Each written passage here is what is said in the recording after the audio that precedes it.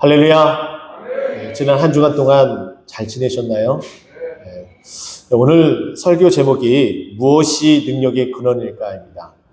세상 사람들은 능력 하면은 돈을 좀 더 잘 벌고 조금 더 큰 집에 살고 또 직장에서 인정을 받고 능력을 받아서 승진을 조금 더 빨리 하고 이와 같은 것들을 바라보면서 능력이 있다라고 이야기를 합니다.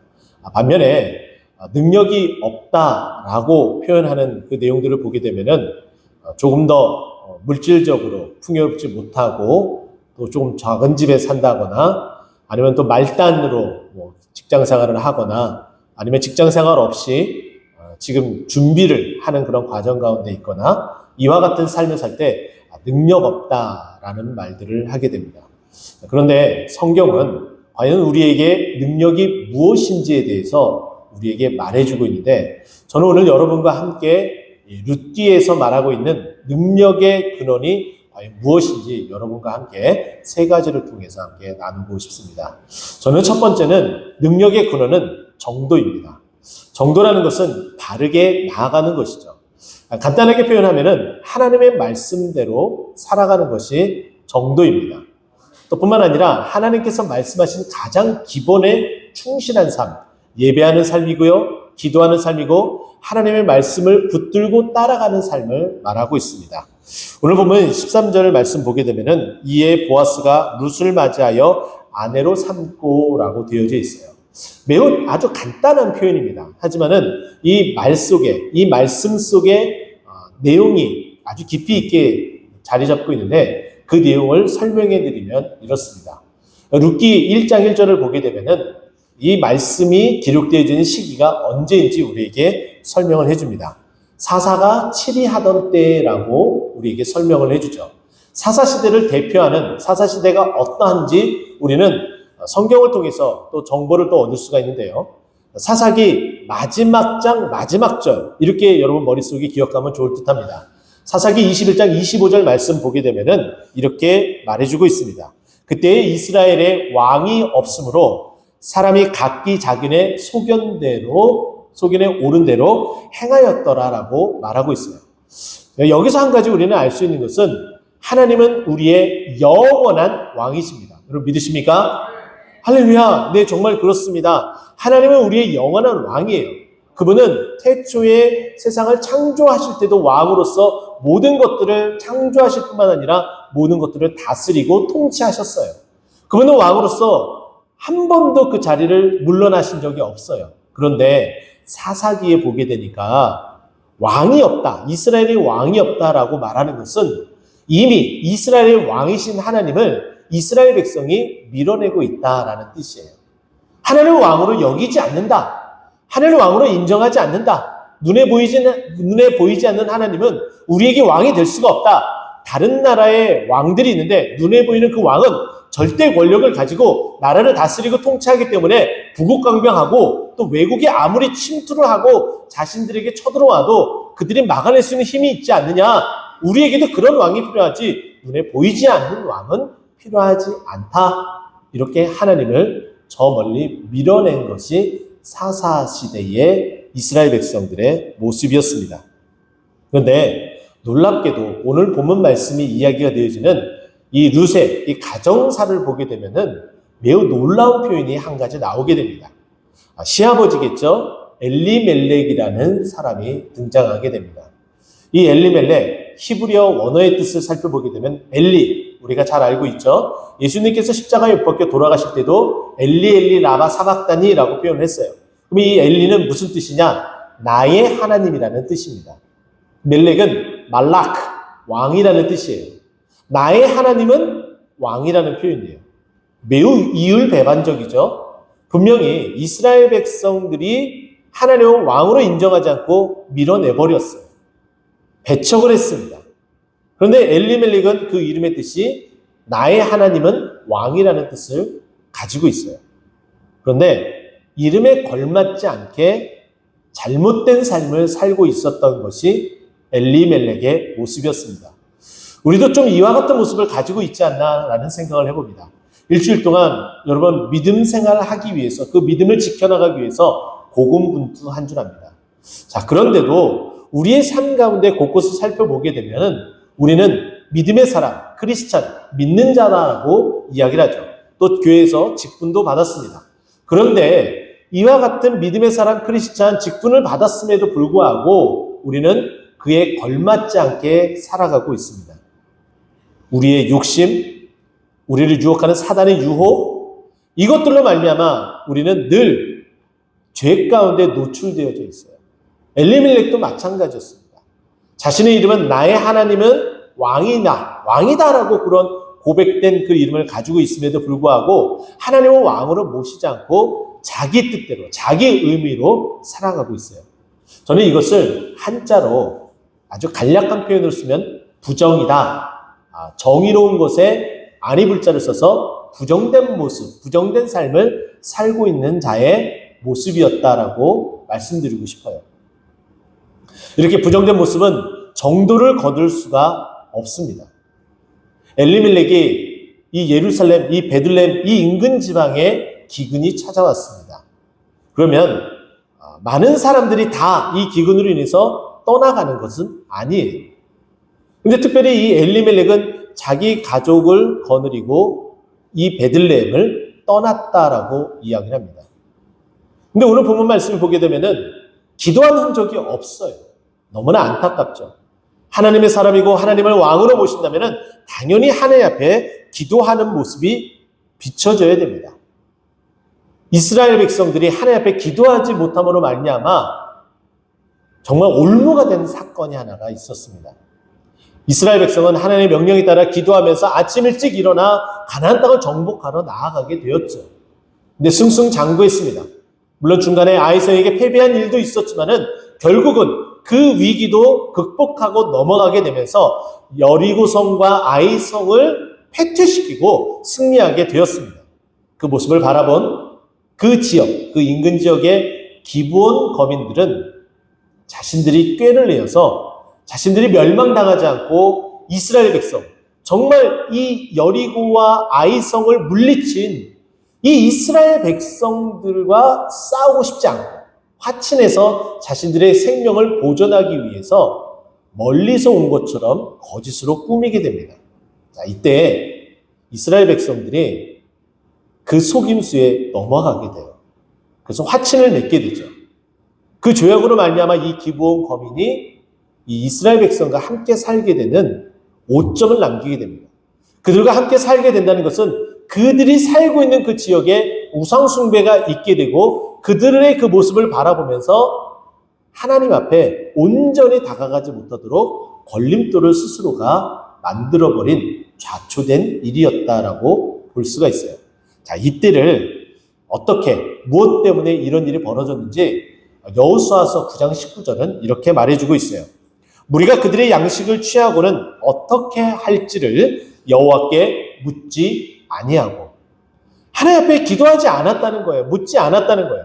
그러나 반면에 하나님께서는 이제 우리에게 무엇이라고 말씀하는지 보세요. 빌립보서 4장 6절 말씀입니다. 아무것도 염려하지 말고 다만 모든 일이라고 말씀합니다. 모든 일에 기도와 간구로 감사함으로 하나님께 아뢰라라고 말씀하고 있어요. 어느 것 하나도 스스로가 결정하지 말고 왕 대신 하나님께 여쭙고 물어보고 기도하고 하나님의 응답하심에 따라 하나님께서 말씀해 주시고 가르쳐 주신 그 길, 그 정도의 길을 가라라고 말해주고 있어요. 자, 그런데 이 엘리멜렉은 어땠습니까? 전혀 묻지도 않았어요. 그리고 떠나간 땅이 하필이면은 모압 땅입니다. 여러분, 모압과 암몬은 하나님의 총회에 영원히 들어오지 못할 백성들이에요. 하나님이 싫어하시는 종족이라는 거예요. 근데 그곳을 향해서 나아갔어요. 그곳에서 엘리멜렉은 죽음을 맞이합니다. 이 죽음은 죄악된 것이겠죠. 죄악으로 인한 찾아옴의 결과이겠죠. 그렇게 엘리멜렉이 죽고 나서 그곳에서 자신의 아들인 말론과 기론이 모압 여인과 결혼을 시키게 됩니다. 그래서 우리가 알고 있는 것처럼 오르바와 오늘 본문의 주인공이다라고 보여지고 비춰지는 이 룻의 만남이 이어지게 되죠. 그런데 10년이 지나고 나서 무슨 일이 벌어지는지 여러분 다 아시죠? 말론과 기륜이 다 죽게 됩니다.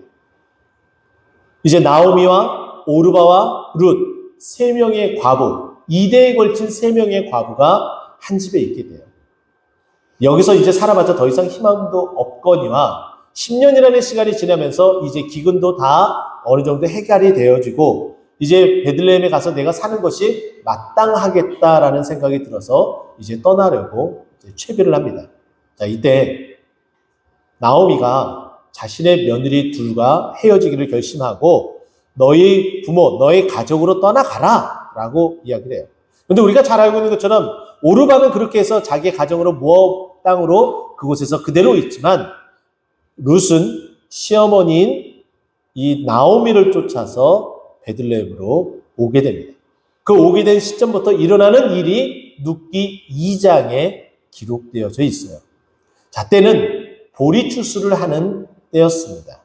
우리가 너무나 잘 알고 있죠. 보리 추수를 하는데 이삭이 떨어지면은 그 이삭의 귀퉁이, 모서리 거의 끝에 떨어져 있는 나락들은 이방인과 그리고 고아, 객과 과부들을 위해서 다 거두지 말아라라고 이야기해요. 그 떨어진 것을 과부들이, 고아들이, 그리고 이방인들이 걷어서 먹을 수 있도록 하나님께서 특별히 그렇게 제정해 주셨어요. 당연히 아무것도 할 수 없는, 어떤 활동도 할 수 없는 이 나오미와 룻은, 그리고 시어머니였었던 나오미는 일을 하지 못하고 룻만이 오직 나아가서 이삭을 죽게 됩니다. 그런데 너무나 정말 하나님께서 이렇게 인도해 주신다라는 것을 우리는 확실하게 알 수가 있는데 자신의 가족들, 이 엘리멜렉에게 가장 유력하다고 볼 수 있는 자의 밭에 가서 보리추수를 이삭을 거둬들이는 일을 하게 됩니다. 그 사람이 누구예요? 우리가 알고 있는 것처럼 보아스였습니다. 보아스가 자신의 밭에서 그 이삭을 거둬들이는 사람들의 면면을 싹 살펴보니까 매우 눈에 띄는 한 사람이 있었어요. 룻이죠. 모압 여인이었죠. 매우 예쁘고 단아했습니다. 사람들이 딱 봐도 누구인지 알아볼 정도였어요. 그래서 이 보아스는 자신의 일터에서 일하는 소년들, 그들에게 특별히 신신당부를 합니다. 저기서 일하는 저 모압 여인을 후대하라라고 이야기를 하고 보호해 줍니다. 그런데 우리가 알고 있는 것처럼 사사시대에 매우 잔혹한 일이 벌어지게 됩니다. 그것은 뭐냐면은 레위인이 첩을 가지고 있는데 그 레위인의 첩이 윤간을 당하게 돼요.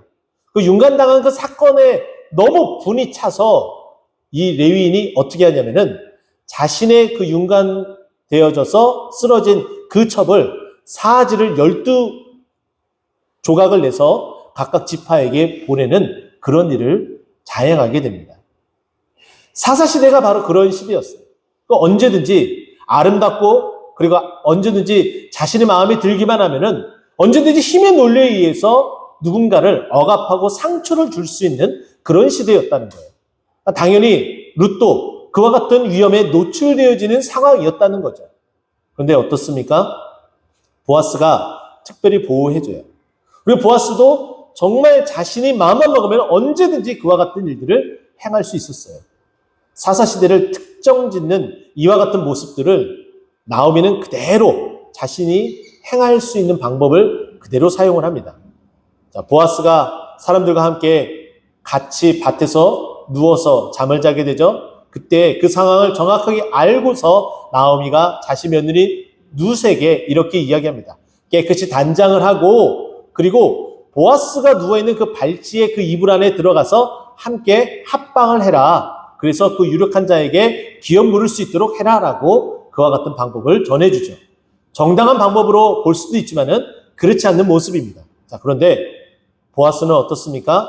자신이 가장 유력하지만은 자신보다 더 유력한 자가 있다는 걸 알고 있었어요.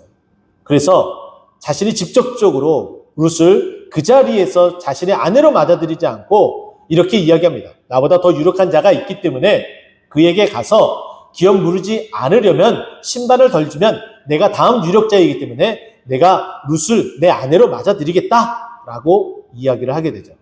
그래서 일의 진행은 그렇게 돼서 결국은 신발을 던지게 되고 이제 가장 유력한 유력자가 되어서 보아스가 룻을 아내로 맞이하는 장면이 오늘 본문 13절의 말씀입니다. 바로 그래야 되겠죠. 세상은 진실이 없습니다. 정도를 걷지 못해요. 여러분 혹시 2016년도에 일어났던 일들을 혹시 기억하십니까? 2016년 6월 23일은 전 세계 우리나라에서 저 멀리 떨어져 있는 영국이라는 곳에서 유럽연합을 탈퇴할 것인지 말 것인지에 대한 투표가 있었습니다. 그 투표 결과 어떻게 됐습니까? 영국은 그 유럽연합에서 탈퇴하기를 결정하게 됩니다. 또 뿐만 아니라 2016년 12월 19일에는 미국에서 대통령을 뽑는 선거인단의 투표가 있었습니다. 자, 이때 대통령이 누가 되나요? 우리가 잘 알고 있는 것처럼 도널드 트럼프가 미국의 대통령이 됩니다.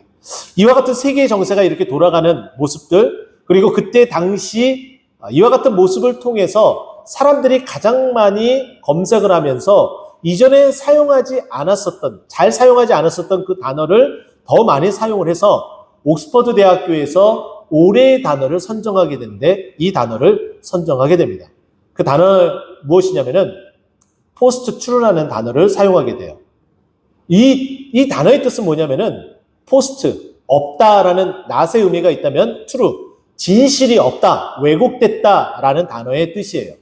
왜 이렇게 정하게 됐냐면 언론이 진실되이 말하지 않고 호도하기 때문에 영국의 시민들이 눈이 가리워져서 유럽을 탈퇴하는 투표에 찬성표를 던졌다는 거예요. 또 뿐만 아니라 도널드 트럼프가 유권자들을 유린해서 속이면서까지 대통령이 되었다라는 거죠. 정치적인 색은 다 뒤로 하고 그와 같이 올해의 단어로 선견된 포스트 트루. 우리가 바로 그런 시대에 살고 있다는 거예요. 그러면 우리가 아무리 그와 같은 시대에 지금도 마찬가지겠죠. 우리는 언론이 말하고 있는 편향된 어떤 언론사들의 말들에 집중되어져 있기 때문에 우리의 정치적인 상형도 그리고 우리의 생각도 한쪽으로 치우쳐질 수 있다는 거예요. 자, 그렇기 때문에 우리는 진실된 하나님의 말씀을 붙들고 살아가야 된다는 거죠. 여러분 예수님께서 요한복음 14장 6절에 이렇게 말씀하셨어요. 내가 곧 길이요 진리요라고 말씀하셨죠. 내가 진리다라는 것은 영어 성경을 찾아보게 되면 I am the true라고 얘기를 해요. 내가 진실되다라는 거예요. 거짓됨이 없다는 거죠. 근데 하나님께서 이렇게 말씀하시면 그 말씀에 따라 우리가 살아갈 때에 진실되이 살아갈 수가 있고 정도를 걸어갈 수 있다는 거예요. 하나님의 말씀은 진실됩니다. 여러분 믿으십니까? 또 하나님의 말씀은 힘이 있습니다. 우리를 이끌어갈 수 있는 능력이 있어요. 그래서 히브리서 4장 12절 말씀 보게 되면은 이렇게 이야기합니다. 하나님의 말씀은 활력 있어. 그 능력이 혼과 영과 관절과 골수를 찔러 쪼개기까지 하고 더 나아가서 마음의 생각을 판단하나니라고 말씀하고 있어요. 자, 근데 여기에 보게 되면 활력이 있다라는 표현 있죠? 이 킹제임스 영어 성경을 찾아보게 되면은 파워풀이라고 얘기해요. 하나님의 말씀은 진실이기 때문에 힘이 있다는 거예요. 그래서 정말 우리의 마음의 생각까지도 다 알고 계신다는 거죠.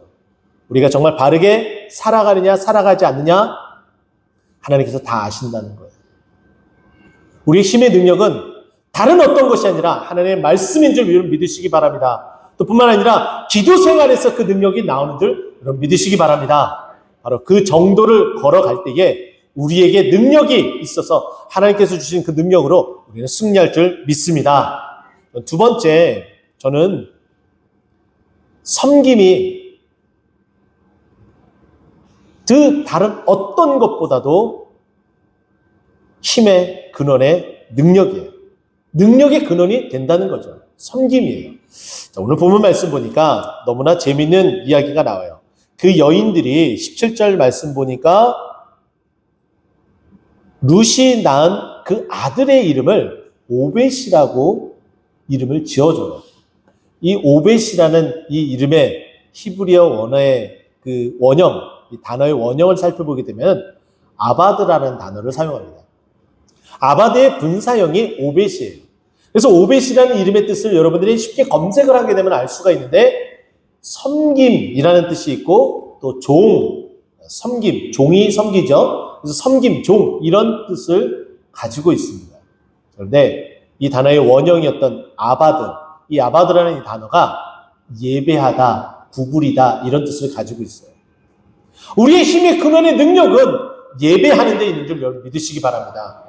우리가 예배할 때에 하나님께서 임재하셔서 우리의 연약함을 불쌍히 여기시고 우리에게 힘을 불어 넣어 주신다는 거예요. 여러분 16절 말씀 보세요. 나오미가 아기를 받아 품에 품고 그의 양육자가 되었다라고 얘기해요. 양육자가 될 수 없는 능력 없는 자였어요. 자신의 남편도 죽고 그리고 자신의 아들들도 다 죽었습니다. 아무런 능력이 없는 거예요. 세상 기준으로 봤을 때도 아무런 능력이 없어서 누군가의 도움에 의해서 살아갈 수밖에 없는 존재였어요. 자, 그런데 이제 양육자가 되었습니다. 하나님께서 능력을 불어넣어 주셨다는 거예요. 그래서 그 이름을 오벳이라고 하였죠. 예배에는 능력이 있습니다. 모든 것을 회복해야 하는 그런 능력이 있습니다. 여러분, 하나님께서 죄악된 세상, 그 관영함이 가득하였을 때에 하나님이 결정하신 바가 있습니다. 그것은 무엇이었냐면은 물로써 세상을 심판하는 것이었어요. 더 이상 이 죄악 가운데 그냥 가만 내버려 두면은 아무것도 할 수 없구나 라고 결정을 내리신 거죠. 그 물의 심판으로 인해서 우리가 알고 있는 것처럼 하나님은 의인 한 사람 노아를 선택하고 노아의 가족 8명을 방주 안에 들이게 됩니다. 무려 1년이나 넘는 그 시간 동안에 홍수로 인해서 방주 안에 갇혀진 신세로 지내게 될 수밖에 없었어요. 그런데 이제 때가 돼서 하나님께서 이제 홍수의 그 물이 다 감하여지고 방주는 아라랏산에 머물게 됩니다. 이제 나와서 살아야 되잖아요. 그래서 여러분이 잘 알고 있는 것처럼 까마귀를 내보내고 비둘기를 내보내서 물이 감한 것을 알고서 이제 방주 안에서 이제 방주 밖으로 나오게 됩니다. 방주 밖으로 나와서 첫 번째 노아와 그 가족이 한 일이 무엇인지 아십니까? 예배하는 거였어요.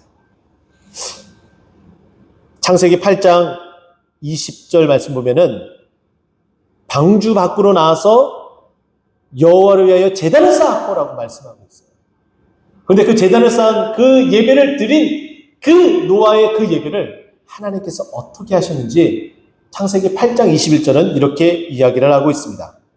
여호와께서 그 향기를 받으시고 하나님께서 그 향기를 받으셨다고 말씀합니다. 할렐루야. 우리가 드려지는 이 모든 예배를 하나님께서 우리의 이 예배를 받아주시는 줄 여러분 믿으시기 바랍니다. 하나님께서 우리의 이 예배를 받아주시면은 그 안에는 무엇이 있냐면은 은혜가 있습니다. 또 뿐만 아니라 회복이 있습니다. 또 그뿐만 아니라 축복이 있는 줄 여러분 믿으시기 바랍니다. 하나님께서 우리에게 은혜와 축복과 회복으로 이끌어주시고 계신다는 거예요. 하나님께서 세상을 물로 심판하여서 하나님의 마음도 너무나 쓰리고 아픕니다. 하나님께서 이 모든 쓰라림, 죄악 가운데 다 죽을 수밖에 없는 그 시체가 여전히 있어서 까마귀가 돌아오지 못하고 그 죽은 죽음을 먹을 수밖에 없는 그 환경, 하나님께서 회복해 주셔야 돼요. 하나님께서 회복해 주셔야 된다고요. 근데 무엇을 통해서요? 하나님의 예배를 받으시고 그 예배를 흥양하심으로 말미암아 회복해 해 주신다는 거예요. 마찬가지겠죠. 여러분 지금 힘들고 어렵습니까? 난공불락에 정말 힘들고 어려운 그 상황 가운데 놓여져 있습니까? 하나님께 예배하시기 바랍니다. 그리고 하나님께 간절히 간구하시기 바랍니다. 그렇게 되면 하나님께서 어떻게 해요? 받으시는 거예요. 들어 응답해 주시는 거예요. 우리 예배를 받으시는 거예요. 그리고 회복의 길로 이끌어 주시는 거예요. 그것이 진정 우리가 다시금 일어날 수 있는 힘의 능력, 근원이 되는 줄 여러분 믿으시기 바랍니다. 다른 어떤 것보다도 예배할 때에 그 능력의 근원이 그 힘이 나오는 줄 여러분 믿으시기 바랍니다. 삼손의 힘이 근원이 어디에 있었습니까? 머리카락이라고 표현하지만 머리카락이 아니에요. 성령이 떠나갔을 때는 아무것도 할 수 없었습니다. 진정 삼손의 그 힘은, 그 능력은 머리카락, 하나님 앞에 받침바 되어진 나시린을 상징하는 성령의 임재를 나타내는 상징인 머리카락일 뿐이에요. 실질적으로는 하나님이 함께 하심, 성령님이 함께 하심이 힘의 능력이었다는 거예요. 나시린은 하나님 앞에 예배하는 자였습니다. 예배드림으로 그 힘의 능력을 내 것으로 만드는 저 여러분 되길 간절히 축원드립니다. 마지막 세 번째는 힘의 근원의 능력은 다른 어떤 것이 아니라 하나님 자체. 할렐루야. 하나님 자체죠. 13절과 14절 그리고 15절 말씀 보세요. 여러분 보세요. 13절 여호와께서 그에게 임신하게 하심으로 생명을 하나님께서 주신다는 거예요. 누가요? 여호와께서 주신다라고 말씀하고 있어요. 다른 어떤 것은 생명을 줄 수가 없습니다. 난임 부부요? 불임 부부요? 여러 가지 이유가 있겠죠? 그러나 하나님께서 허락해 주셔야 돼요. 무엇이든지 하나님께서 그 생명을 허락해 주시지 않으면 어느 누구도 임신할 수가 없습니다. 임신할 수 없는 그런 자도 임신하게 돼요. 심지어는 처녀 마리아, 동정녀도 임신할 수 있게 돼요. 생명을 품을 수 있게 돼요. 무엇 때문에요? 하나님의 능력 때문에 그것이 가능하다는 거예요. 예수님은 십자가에 못 박혀 돌아가셨습니다. 죽음이라는 거죠. 근데 그 죽음이 사망에서 생명으로 옮겨졌어요. 무엇 때문에요? 하나님의 능력 때문에 생명이 살아나게 되는 거예요. 그래서 오늘 본문 말씀에도 그에게 임신하게 하심으로 하나님께서 임신하게 하셨다는 거예요. 둘이 합방해서 결혼해서 아내를 맞이했기 때문에 임신했다라고 표현하지 않고 여호와께서 임신하게 하심으로 라고 말씀하고 있는 거예요. 또 14절 말씀 보십시오. 여인들이 나오미에게 이르되 찬송할지로다 여호와께서 오늘 내게 기업 물을 자가 없게 하지 아니하였도다 라고 얘기를 해요. 여기 보면은 이중부정으로 되어져 있어요. 그것도 아주 강하게 말하고 있죠. 없지 않게 하셨도다. 이 말은 뭐냐면은 강한 긍정의 표현이다라고 제가 누차 여러 번 말씀드렸어요. 그러면 하나님께서 내게 기업 물을 자를 반드시 기필코 꼭 있게 하셨다라고 말씀한 거예요. 누가 그렇게 인도하셨다고요? 누가 보아스를 만나게 하셨다고요? 누가 보아스를 통해서 오벳을 낳게 하셨다고요? 여호와께서 그렇게 하셨다는 거예요. 우리는 룻기를 살펴보면서 마치 주인공이 룻처럼 여겨질 수가 있습니다. 또 그 룻에게 신앙을 준 나오미처럼 여겨질 수도 있습니다. 자, 그런데 놀랍도록 성경은 전혀 다르게 우리에게 말해주고 있는 듯합니다. 여러분 보세요. 15절 말씀인데요. 이는 내 생명의 회복자이며 내 노년의 봉양자라. 곧 너를 사랑하며 7 아들보다 귀한 내 며느리가 낳은 자로다 하니라. 여기 보게 되면 7 아들보다 귀한 내 며느리가 라고 되어져 있어요. 7이라는 숫자는 완전한 숫자입니다. 완벽하다. 강력한 힘을 가지고 있다. 이런 뜻이죠. 그러면 그 강력한 7 아들보다 귀한 며느리. 그럼 이 말씀을 보게 되면은 당연히 룻이 집중을 받을 수 있는 그런 환경이죠. 이 구절만 보면 그렇습니다. 자, 그러면 다음 구절에도 이 룻에 대한 찬송과 칭송에 대한 이야기가 계속해서 이어져야 돼요. 자, 그런데 16절 말씀 보세요. 나오미가 아기를 받아 품에 품고 그의 양육자가 되니 갑자기 룻에 대한 이야기가 나오지 않고 이제 나오미도 집중되지만 오히려 그 아기에게 더 성경은 집중해서 그 이야기가 흘러갑니다. 17절 보세요. 16절과 17절을 보게 되면 더 확연하게 드러나죠. 이제 그 아기의 이름으로 이제 그 포커스가 방향이 옮겨져서 나아가고 있어요. 자, 그러면 이제 다시 15절로 돌아가서 7 아들보다 귀한 내 며느리에 집중하고 있는 거예요? 아니면은 그 며느리가 낳은 아들에게 집중하고 있는 거예요? 아들에게 집중하고 있는 거예요. 이제 성경을 이제 제대로 보실 수가 있게 되겠죠? 그죠? 아들에게 집중하고 있어요. 자, 그런데 이 아들은 누구인지 보세요.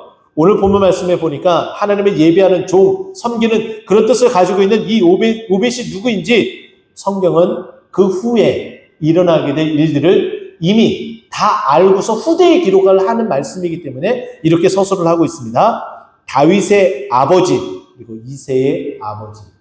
다윗의 아버지는 이새. 그죠? 다윗의 아버지가 이새예요. 근데 그 이새의 아버지가 누구라고요? 오벳이랍니다.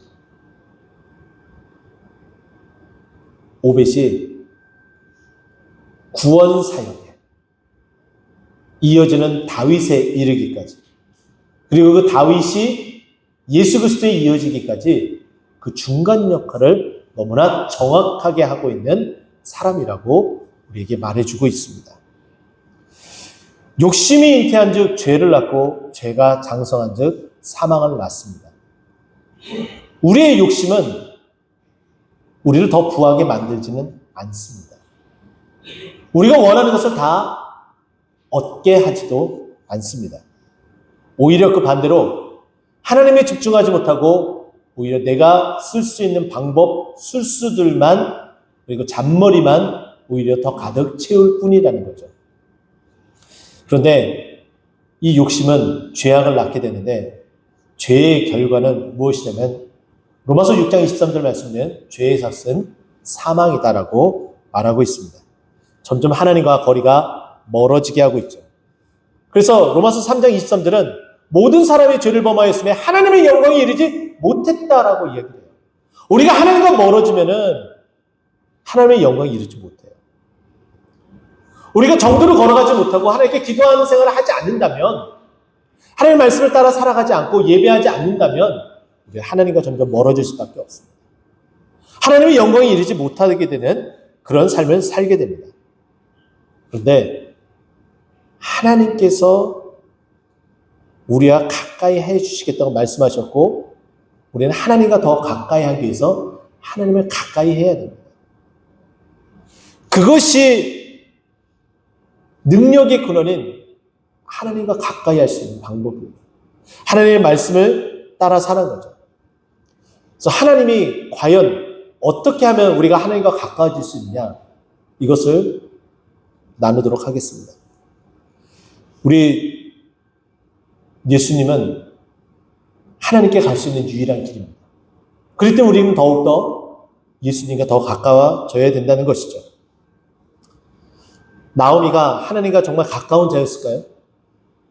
아니요, 오히려 그의 하는 행태를 보게 되면은 오히려 보아스가 더 하나님의 가까운 사람이었습니다. 하나님의 말씀을 따라 살려고 노력했던 사람이에요. 그래서 말씀한 대로 기업물자가 되기 위해서 자기는 유력자가 아니기 때문에 후순위로 여겨지고 기다렸던 거예요. 이제 우리가 살펴보게 되면 나오미가